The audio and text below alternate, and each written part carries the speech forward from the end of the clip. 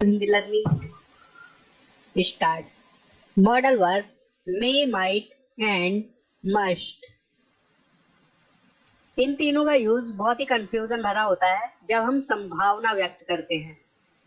तो मैं आपको एकदम क्लियर कर दूंगा इन तीनों को यूज को। आप सही सेंटेंस में सही यूज करेंगे इन तीनों का, ठीक है।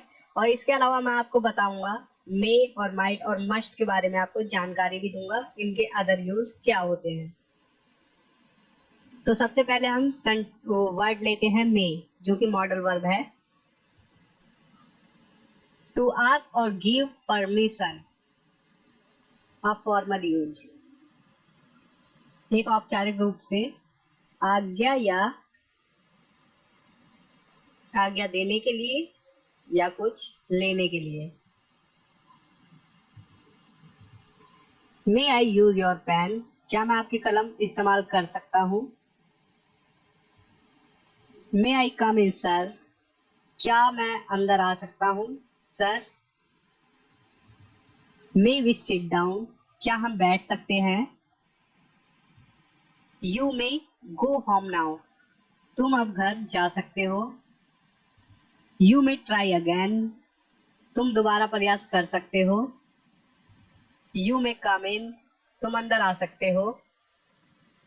यू मे गो आउट, तुम बाहर जा सकते हो। तो हम इसमें से एक सेंटेंस लेते हैं एग्जाम्पल के लिए, आपको समझा दूं। कैन और मे में डिफरेंट पहले बता दूं। जैसे कि ये सेंटेंस है, मे आई कम इन sir.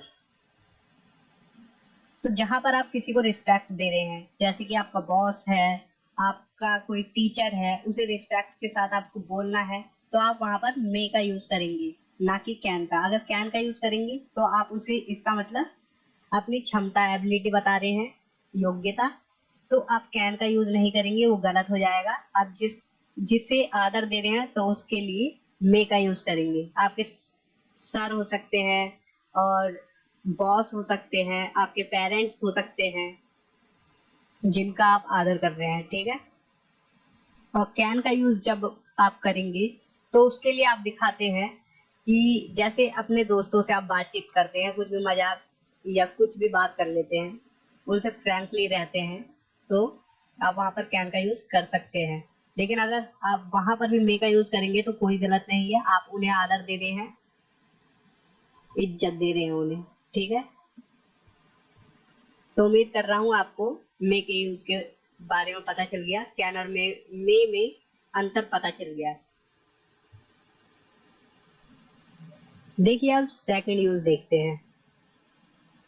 To express a wish और प्रेयर, इच्छा व्यक्त या प्रार्थना करने के लिए। ये ऑप्टेटिव सेंटेंस में मे का यूज होता है।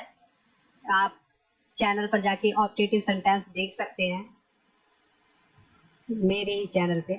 तो देखिए, मे यू लिव लॉन्ग, आप दीर्घायु हो।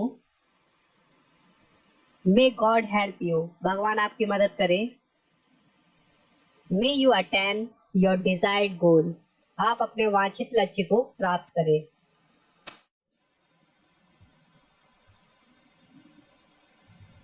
अब देखते हैं possibility.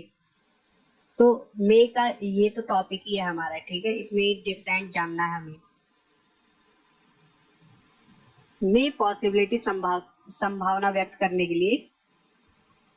It may rain today, आज वर्षा हो सकती है। तो मे का हमने यूज किया है, तो काफी क्या कहते हैं कि पॉसिबिलिटी है कि हो सकती है वर्षा। इसके अलावा मैं आपको अभी जब माइट और मस्ट के बारे में बताऊंगा तो एकदम आपको क्लियर हो जाएगा। मैं तीनों के एग्जाम्पल एक साथ दिखाऊंगा, ठीक है। ही मे डू द वर्क, वह काम कर सकता है। The news may be true, खबर सच हो सकती है। मनोज मे कम टूडे, मनोज आज आ सकता है।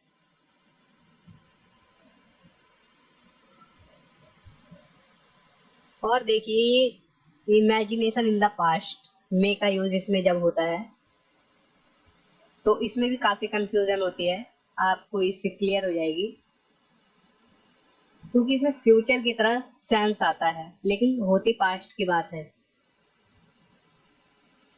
देखिए, subject may have plus verb की थर्ड फॉर्म स्ट्रक्चर है।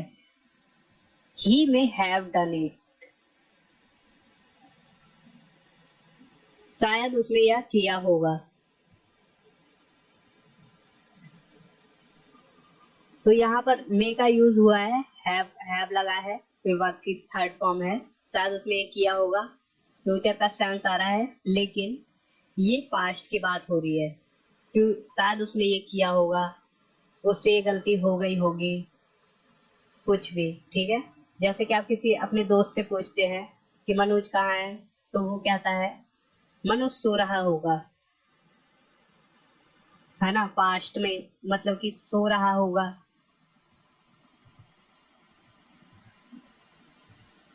और देखिए अब माइट, जैसा कि हम सभी जानते हैं मे का पास्ट फॉर्म है माइट। प्रेजेंट, पास्ट, फ्यूचर तीनों में संभावना व्यक्त करने के लिए हम माइट का यूज कर सकते हैं और मे का भी कर सकते हैं। ये नहीं है कि खाली माइट का, है ना। तो देखिए, ही माइट कम टुमारो, वह कल आ सकता है। Manoj has teased Sunita, she might complain to the principal. Manoj Sunita को परेशान किया है, या मनोज ने सुनीता को परेशान किया है, वह प्रधानाचार्य से शिकायत कर सकती है। जब आप पास्ट में संभावना व्यक्त करें तो मैं कहूंगा कि माइट का ही इस्तेमाल करें। तो स्ट्रक्चर कुछ इस प्रकार से बनेगा, subject plus might have plus verb की third form. The accident might have been avoided, दुर्घटना टल सकती थी। He might have waited for us, वह हम लोगों का इंतजार कर सकता था। तो ऐसे वाक्यों के लिए आप हमेशा माइट का इस्तेमाल करें, आप कंफ्यूज नहीं होंगे फिर। देखिए कॉम्प्लेक्स सेंटेंसेस में माइट का यूज, मतलब मिश्रित वाक्य। He worked hard so that he might succeed, उसने कठिन परिश्रम किया ताकि वह सफल हो सके। He ran fast so that he might catch the train, वह तेज दौड़ा ताकि ट्रेन पकड़ सके।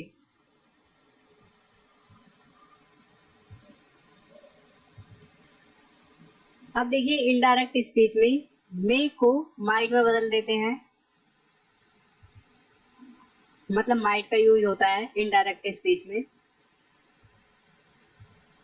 Manoj told me that he might go home, Manoj ने मुझे बताया था कि वह घर जा सकता है। He told me that he might come with me, उसने मुझे बताया था कि वह मेरे साथ आ सकता है। Sunita told me that she might remain absent from the class, Sunita ने मुझे बताया कि वह कक्षा से अनुपस्थित रह सकती है।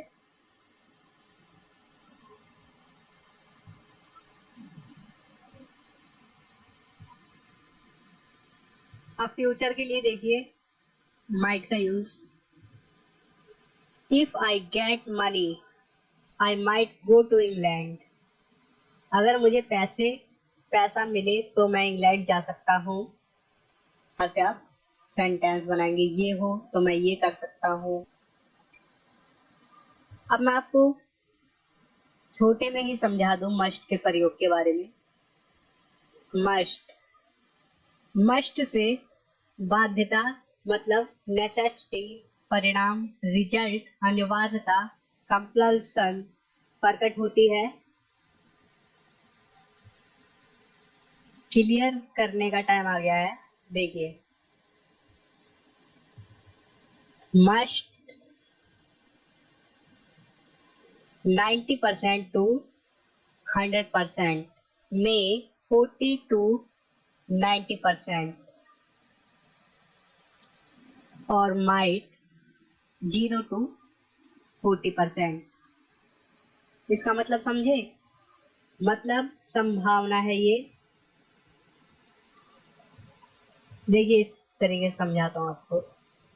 सेंटेंस है इट मे रेन टुडे, आज वर्षा हो सकती है। यहाँ पर मे का यूज हुआ है तो 40 से 90% वर्षा हो सकती है, इतनी संभावना आप जाहिर कर रहे हैं। अगर आप कहते हैं इट माइट रेन टुडे, इसका मतलब है 0 से 40% आपको भरोसा है, आप अनुमान लगा रहे हैं कि वर्षा हो सकती है। और इस प्रकार से बनाएंगे इट मस्ट रेन टुडे, आज जरूर वर्षा होगी।